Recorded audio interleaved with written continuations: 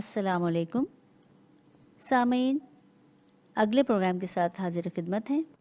سورہ مدثر کے نزول سے نبی اکرم صلی اللہ علیہ وآلہ وسلم کا فریضہ رسالت شروع ہوا۔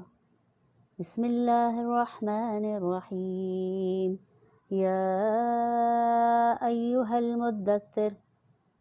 یہاں اللہ تعالیٰ نے اپنے محبوب سے محبت سے خطاب کیا، اے کمبل اوڑھنے والے، کہاں آپ اوڑھ لپیٹ کر لیٹ گئے؟ ایک عظیم کام کے لیے آپ کو مستعد ہونا ہے۔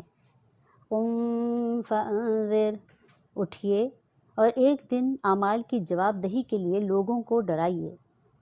وربک فکبر، اور اپنے رب کی قول و فعل سے بڑائی کا اعلان کیجیے۔ وثیابک فطہر، اب وحی کا نزول ہوگا تو ہر وقت لباس پاک رکھنا ہے۔ والرجز فہجر، اور ہر قسم کی آلودگی سے دور رہنا ہے۔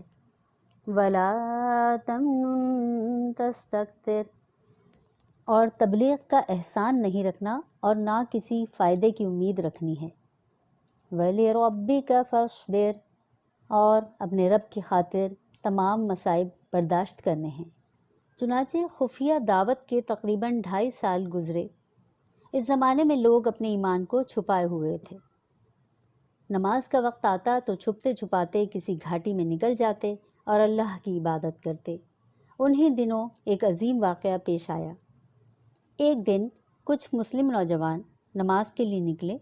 ان میں حضرت سعد بن ابی وقاص، حضرت عمار بن یاسر، حضرت عبداللہ بن مسعود، حضرت خباب بن ارت اور حضرت سعید بن زید رضی اللہ عنہم اجمعین شامل تھے۔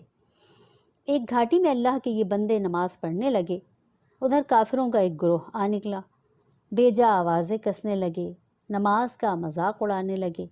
اہل اسلام بھی آخر انسان تھے، کہاں تک برداشت کرتے۔ ایک 19 سال کا نوجوان حضرت سعد بن ابی وقاص رضی اللہ عنہ اٹھے۔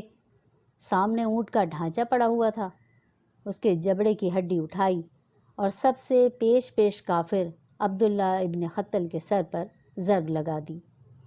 یہ کسی مرد حق کے ہاتھوں کافر کے خون کی پہلی دھار تھی۔ اس واقعے کے فوری بعد نبی اکرم صلی اللہ علیہ وآلہ وسلم حضرت ارقم رضی اللہ عنہ کے مکان میں منتقل ہو گئے۔ یہ مکان کوہ صفا پر واقع تھا، کعبۃ اللہ کے بالکل سامنے اور محفوظ ترین جگہ تھی۔ ہر روز یہاں کوئی نہ کوئی تلاش حق میں آتا اور ایمان قبول کر لیتا۔ یہیں صحابہ کرام رضی اللہ عنہم کو جمع ہونے کی ہدایت کی گئی۔ صحابہ رضی اللہ عنہم اجمعین اعلانیہ تبلیغ کی اجازت مانگتے، مگر انہیں محتاط رہنے کی تاکید کی جاتی۔ بہت سارے لوگ یہیں ایمان لائے۔ اب نبوت کا 4تھا سال شروع ہوا۔ سورہ شعراء کی آیات نازل ہوئیں۔ بسم اللہ الرحمن الرحیم، وَأَنذِرْ عَشِيرَتَكَ الْأَقْرَبِينَ وَاخْفِضْ جَنَاحَكَ لِمَنِ اتَّبَعَكَ مِنَ الْمُؤْمِنِينَ۔ ترجمہ: اے پیغمبر صلی اللہ علیہ وآلہ وسلم، آپ اپنے قریب ترین خاندان کو خبردار کیجیے، اور جو مومن آپ کے پیچھے چلیں ان کے لیے انکساری کے ساتھ اپنی شفقت کا بازو جھکا دیجیے۔ جب اللہ پاک کا یہ ارشاد ہوا کہ اپنے اقربا کو عذاب سے ڈرائیں، تو نبی اکرم صلی اللہ علیہ وآلہ وسلم فرماتے ہیں، میں نے خیال کیا اگر اپنی قوم کو یہ بتاؤں گا تو مجھے قوم کی طرف سے ناروا سلوک کا سامنا ہوگا، اس لیے میں خاموش رہا۔ جبرائیل علیہ السلام حاضر ہوئے اور کہا، یا محمد صلی اللہ علیہ وآلہ وسلم، اگر آپ نے اپنے رب کے حکم کی تعمیل نہیں کی تو آپ کا رب آپ کو عتاب کرے گا۔ سید عالم صلی اللہ علیہ وآلہ وسلم نے حضرت علی رضی اللہ عنہ کو فرمایا، اے علی، میرے لیے 1 صاع تقریباً 4 کلو کا پیمانہ، 1 صاع کھانا اور بکری کی 1 ٹانگ اور دودھ کا 1 پیالہ تیار رکھو، پھر تمام بنی عبد المطلب کو اکٹھا کرو۔ حضرت علی فرماتے ہیں کہ میں نے حکم کی تعمیل کی، کھانا تیار کر کے سب کو بلایا۔ وہ تقریباً 40 اہل خاندان تھے۔ سب آ گئے تو آپ علیہ السلام نے کھانا طلب کیا اور روٹی کا 1 ٹکڑا اٹھا کر ٹکڑے کر کے پیالے کے اندر پھیلا کر رکھ دیا، پھر فرمایا، اللہ کے نام کے ساتھ شروع کرو۔ سارے کے سارے سیر ہو گئے اور اس پیالے میں جہاں سے وہ سب کھا رہے تھے صرف اس جگہ کھانا کھانے کے اثرات تھے، باقی برتن اسی طرح بھرا ہوا تھا۔ پھر آپ صلی اللہ علیہ وآلہ وسلم نے فرمایا، ان کو دودھ پلاؤ۔ سب نے باری باری پیا اور سیراب ہو گئے۔ حالانکہ جناب علی رضی اللہ عنہ فرماتے ہیں کہ میں اللہ کے نام کی قسم کھا کر کہتا ہوں کہ ان میں سے صرف ایک شخص بھی اس کو پی کر ختم کر سکتا تھا۔ اب نبی اکرم صلی اللہ علیہ وسلم نے حکم خداوندی پہنچانے کا ارادہ کیا تو ابو لہب نے چالاکی سے سب کو اپنی طرف متوجہ کر لیا اور سب اٹھ کر چلے گئے۔ دوسرے دن آپ صلی اللہ علیہ وآلہ وسلم نے فرمایا، اے علی، یہ شخص یعنی ابو لہب مجھ سے سبقت لے گیا اور مجھے کچھ کہنے کا موقع نہ دیا، لہٰذا آج پھر کھانے کا انتظام کرو، سب کو بلاؤ۔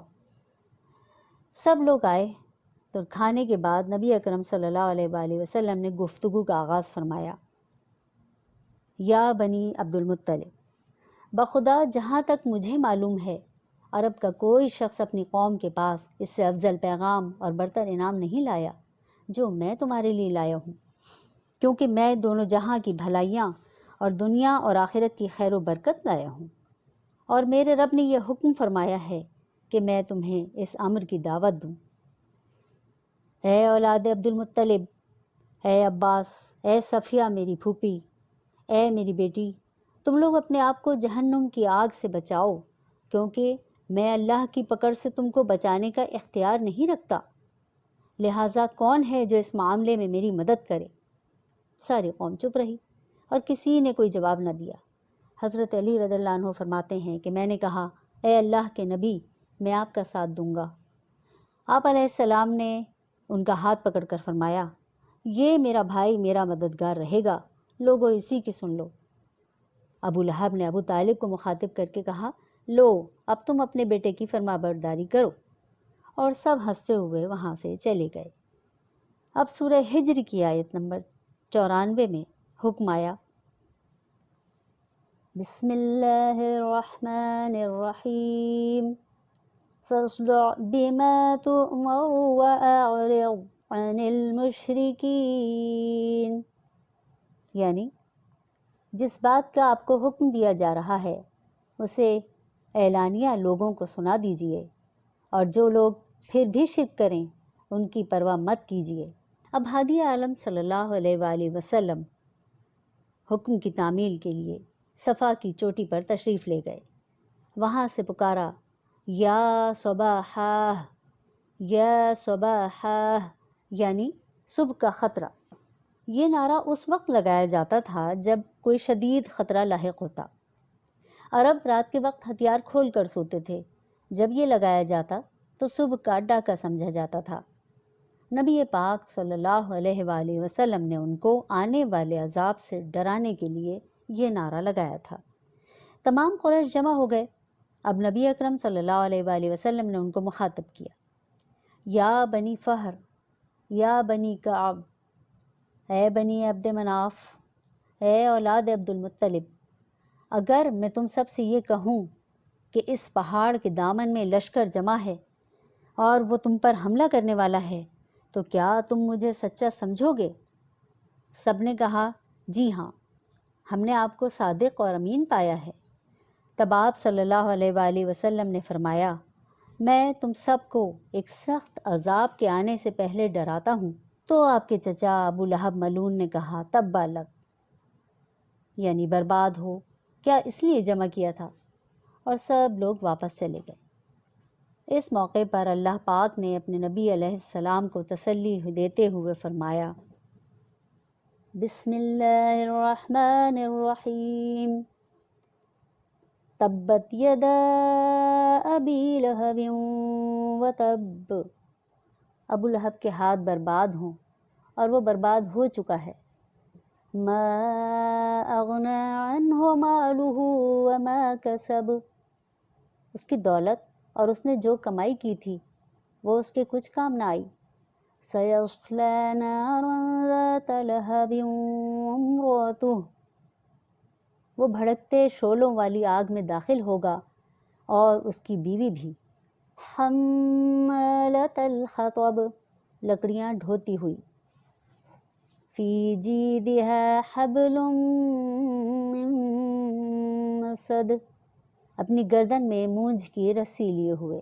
اس کے بعد ایک دن آپ صلی اللہ علیہ وآلہ وسلم اور حضرت ابو بکر رضی اللہ عنہ صحن کعبہ میں بیٹھے ہوئے تھے کہ ابو لہب کی بیوی حمنہ بنت حرب جو ام جمیل کی کنیت سے مشہور تھی، بدقسمتی سے ایمان کی دولت سے محروم آپ علیہ السلام کی چچی تھی، ہاتھ میں پتھر لیے قریب آ رہی تھی کہ حضرت ابو بکر رضی اللہ عنہ نے دیکھا، عرض کیا، یا نبی اللہ صلی اللہ علیہ وآلہ وسلم، آپ کی چچی کے تیور بگڑے ہوئے ہیں۔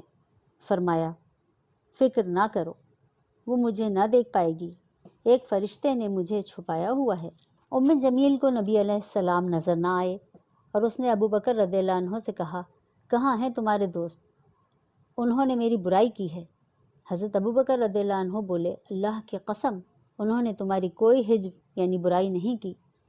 وہ غصے میں بولی، ہم مذمم کے منکر ہیں اور اس دین کے دشمن ہیں، اور کہہ کے چلی گئی۔ نبی اکرم صلی اللہ علیہ وآلہ وسلم نے فرمایا، دیکھا اللہ نے کس طرح ان کے برا بھلا کہنے کو مجھ سے پھیر دیا، یہ مذمم کو برا کہتے ہیں اور میں محمد ہوں صلی اللہ علیہ وآلہ وسلم۔ سامعین، آج کی گفتگو کا یہاں اختتام کرتے ہیں۔ ذکر صلی اللہ جاری رہے گا انشاءاللہ۔ چینل کو سبسکرائب کیجئے، ویڈیو کو لائک کیجئے اور کمنٹ سیکشن میں اپنی رائے سے آگاہ کیجئے۔ شکریہ۔